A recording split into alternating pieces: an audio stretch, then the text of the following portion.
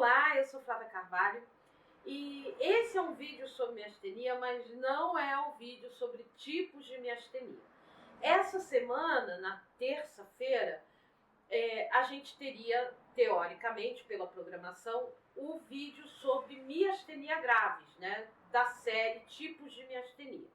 Mas eu comecei a estudar a questão dos anticorpos e eu achei que eu precisava de mais um tempo para preparar esse vídeo. Então ele vai sair na semana que vem, vai estar bem interessante. E aí, o que eu pensei em falar com vocês essa semana, né? Eu queria falar sobre estratégia, sobre mudança de estratégia. A gente que vive e convive com a miastenia, mas talvez isso sirva também para reflexão de quem não vive com miastenia. A gente precisa estar pronto para mudar a estratégia. E como assim, Flávia, mudar a estratégia? Que estratégia?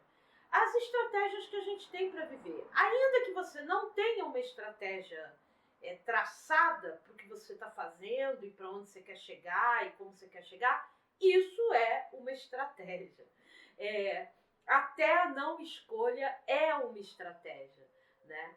E a gente faz essas escolhas, a vida é feita de escolhas. E quando a gente deixa de fazer escolhas, também é uma escolha, deixar de escolher. E a gente precisa, quando convive com uma situação como a miastenia, que é uma doença que nos traz limitações, que nos traz alguns limites, a gente precisa repensar como um todo as nossas estratégias. Antes disso, antes de pensar a estratégia em si, a gente tem que repensar as coisas que a gente acredita, os nossos valores, verdades que antes pra gente eram dadas como certas e absolutas, passam a ganhar um outro tom, né? Uma outra forma da gente olhar para essas coisas. Por exemplo, como você olhava para a aparência das pessoas, ou para a forma como as pessoas se colocavam no mundo. Né? Se você olhava alguém e você pensava assim, é um preguiçoso, não quer nada. E hoje, quando a gente convive com a miastenia, a gente precisa imaginar que da mesma forma que a gente não quer que o outro olhe para a gente dessa forma, a gente também não pode olhar para o outro dessa forma, né? Teoricamente seria isso. E eu tô falando disso porque na semana passada eu passei mal. Eu vinha muito bem da miastenia, eu fiz um vídeo, inclusive, falando que eu nunca estive tão bem. Se você tá no YouTube, eu vou colocar o card aqui em cima para você assistir esse vídeo. E eu continuo muito bem, tá? Eu continuo muito estável. E eu tenho para mim que em pouco tempo, se a coisa continuar caminhando dessa forma, se a coisa continuar evoluindo dessa forma, eu vou poder, inclusive, diminuir mais um pouco o corticoide. Assim espero. Mas tudo é uma questão de paciência e de perseverança e de ajustar a estratégia. Então, eu vinha com uma estratégia, eu vinha fazendo as coisas de uma forma que estava funcionando. Eu não posso dizer que estava errado aquilo que eu estava fazendo, né? E esse é um ponto que a gente precisa entender. Existem verdades e valores que são absolutos para as pessoas. Hoje as pessoas têm dificuldade para falar sobre isso, né? Outro dia mesmo eu ouvi uma fala sobre isso, dizendo assim, agora você não pode mais dizer que é a verdade, aquilo que você acredita ou que você pensa, porque o outro vai dizer para você a sua verdade. Mas existem questões que são inegociáveis, na minha visão. Olha o meu cuidado de dizer na minha visão. Por exemplo, o valor à vida, né? O valor que a vida tem. Para mim, esse é um valor e é um princípio inegociável, né? Como espécie, como humanidade, a preservação e o cuidado das crianças, né? Elas são o futuro, elas são o que pode nos dar esperança de dias melhores, né? E, portanto, a gente tinha antigamente uma lógica de que, em situação de perigo, numa situação de ameaça, você preserva as crianças, né? Preserva os mais vulneráveis. preserva os mais velhos. E por que preservar os mais velhos? Porque os mais velhos trazem a memória, a história de um povo, trazem a cultura de um povo, né? Você tinha essa questão em jogo. E para mim, a preservação das crianças e o cuidado das crianças ainda deveria ser, e para mim um princípio que deve ser mantido, que deve ser cuidado, que deve ser guardado. E como eu disse, na semana passada, vou voltar aqui, né? Na semana passada eu passei mal, né? Eu tive um momento de passar mal. E como eu estava falando, existem coisas que são verdades, né? Que não são negociáveis. Mas existem coisas que elas são certas.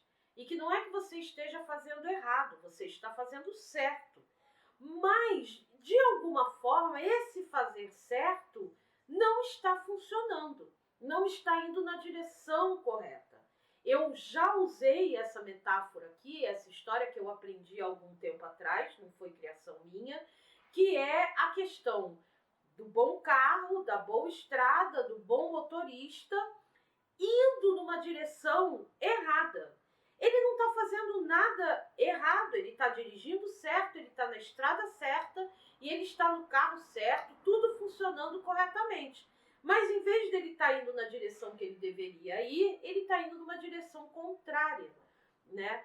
E às vezes a gente está indo na direção certa, mas alguma coisa acontece que obriga a gente a mudar esse caminho, a mudar a nossa estratégia, a nossa forma de fazer as coisas. E por isso é importante a gente ter flexibilidade e a capacidade de mudar, né? E de abrir a mão daquilo que a gente entendia como, esse é o certo, eu vou fazer por aqui, né? E eu não estou falando aqui que é para você fazer coisas desonestas, não é isso. Mas é que para algumas coisas existem formas diferentes de fazer. Então, dando o exemplo aqui da miastenia, eu vinha mantendo um estilo e um padrão de comportamento relacionado a como eu me organizava na semana, como eu planejava, a quantidade de atividades que eu fazia e os intervalos de descanso. Eu sempre falo dos intervalos de descanso. Como eu estava muito bem, eu comecei a espaçar esses intervalos e a conseguir fazer mais coisa. E tá ótimo, não tem nada errado nisso. Não tinha nenhum problema nisso. Mas a partir do momento que alguma coisa aconteceu e que eu piorei dos sintomas, que eu tive um piripaque, que eu passei mal e eu precisei parar, eram 9h30 da manhã e eu precisei parar tudo e interrompi as atividades e percebi que o cansaço estava chegando. E não deu tempo de recuperar em pouco tempo. Eu precisei fazer muito repouso, fiquei bem abatida, tive dor de cabeça, vômito, enfim, uma série de sintomas e que eu sei que são da miastenia. Quando eu entro num cansaço extremo, eu precisei parar. E a partir daí, rever essa estratégia, buscar uma outra forma de fazer. Então eu comecei a distribuir as minhas atividades na semana de uma forma diferente, eu diminuí a carga de coisas para fazer num dia e aumentei a quantidade de intervalos de descanso.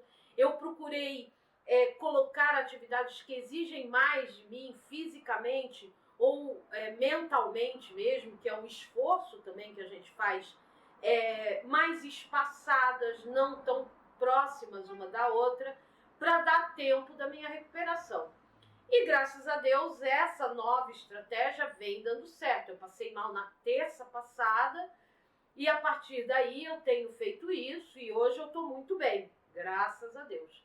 E a gente tem que aprender a lidar com isso e rir um pouco dessas nossas limitações. Não é rir do colega, né? Não é debochar do colega, não é isso que eu estou falando. Mas é a gente conseguir rir um pouco dessa situação que a gente vive, né? E se adequar a ela, e se ajustar a ela. Mas nunca desistir de viver, nunca desistir de fazer as coisas. A gente pode fazer, né? A gente pode e a gente deve fazer. Mas a gente tem que buscar ajustar isso. E aí, aqui tem duas questões assim que eu queria levantar antes da gente terminar esse bate-papo informal aqui nesse vídeo, que é a questão do outro, né? A gente tem que ser capaz de rir com o outro, mas não rir do outro. A gente pode rir da gente com o outro também. Mas normalmente as coisas que a gente ri da gente não gosta que o outro deboche em relação a isso com a gente, né? E a gente tem alguns motivos para. Eu brinco, às vezes, com os colegas miastênicos nas lives que eu estou fazendo todo dia. Eu brinco, nossa, é muita coisa, né? Cada hora é uma coisa que aparece, enfim. A gente brinca com isso. Eu brinco na minha casa e brinco com amigos sobre, gente, eu vou fazer, mas lembra, é miastenia, né? Um pouquinho mais lento e tal. É uma brincadeira, a gente vai brincando, né? Porque a gente tem que tornar a coisa um pouco mais leve.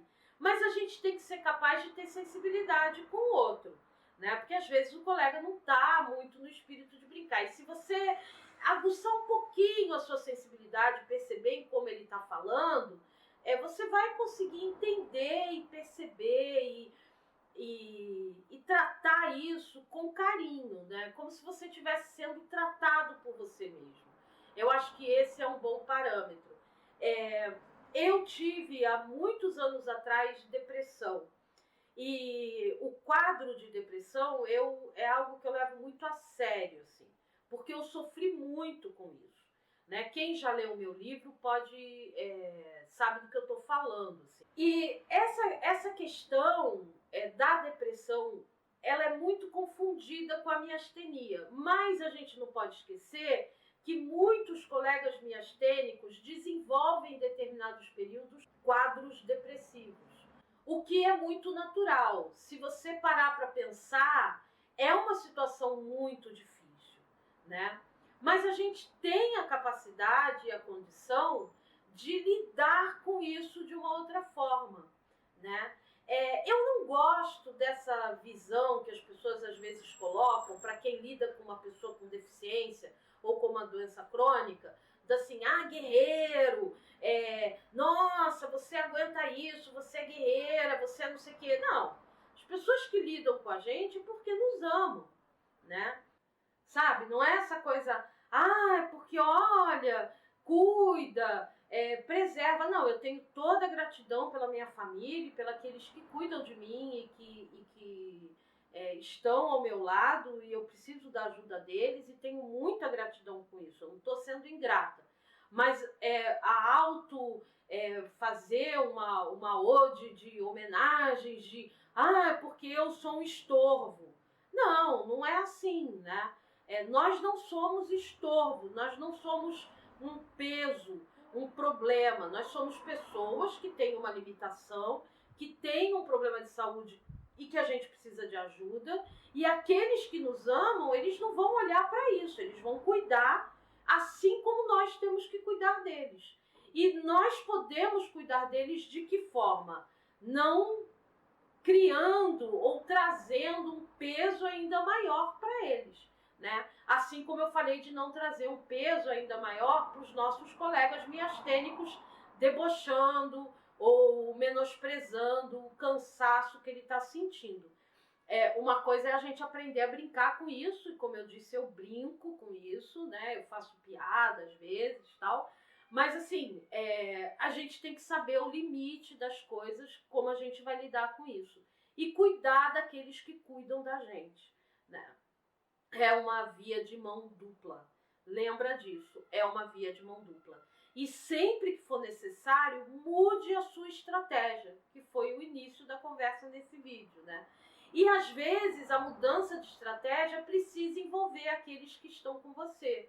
Então, quando eu resolvi mudar a minha estratégia, planejar meu dia diferente e pensar a distribuição das minhas atividades diferentes, eu estou trabalhando agora, todo dia de manhã, e aí eu tive que pensar uma outra maneira de organizar para eu tomar o banho, porque às vezes eu preciso de ajuda para tomar o banho, né?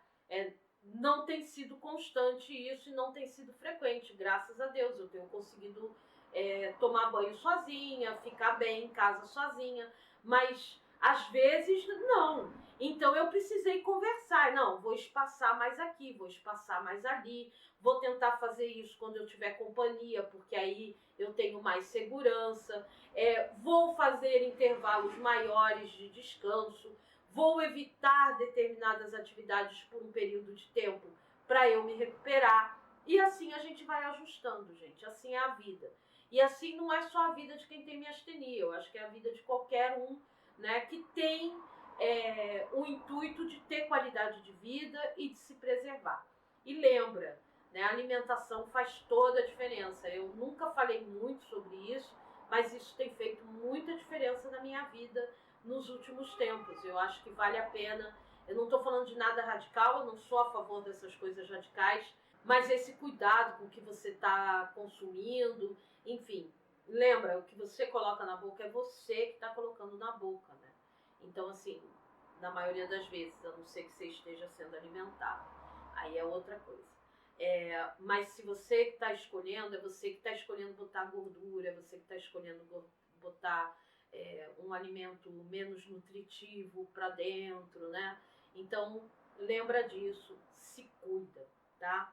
Bom, se você ainda não se inscreveu no canal do YouTube ou não me segue no perfil do Instagram ou ainda não curtiu a página do Facebook, agora é uma ótima hora de você fazer isso para apoiar esse trabalho que eu estou fazendo, para divulgar e para trazer informação para nós miastênicos. Né? Você pode ajudar e muito também, dando um like, curtindo, deixando o seu comentário, isso ajuda muito para o canal do YouTube crescer, para o perfil do Instagram alcançar mais pessoas e a página do Facebook também. Uma outra forma que você tem de ajudar é, se você quiser, claro, tudo isso é só se você quiser, assinar o Apoia-se que eu criei para o canal do YouTube, mas é claro que todas as redes sociais se beneficiam para que eu possa ter um melhor equipamento e quem sabe um dia um sonho ter alguém que me ajude na edição dos vídeos e assim eu ganho mais tempo para pesquisar e para criar os roteiros, enfim, e gravar mais vídeos. Bem, muito obrigado por você ter assistido. Isso já me ajuda muito, te agradeço. Um grande abraço, se cuida, fica bem e até o próximo.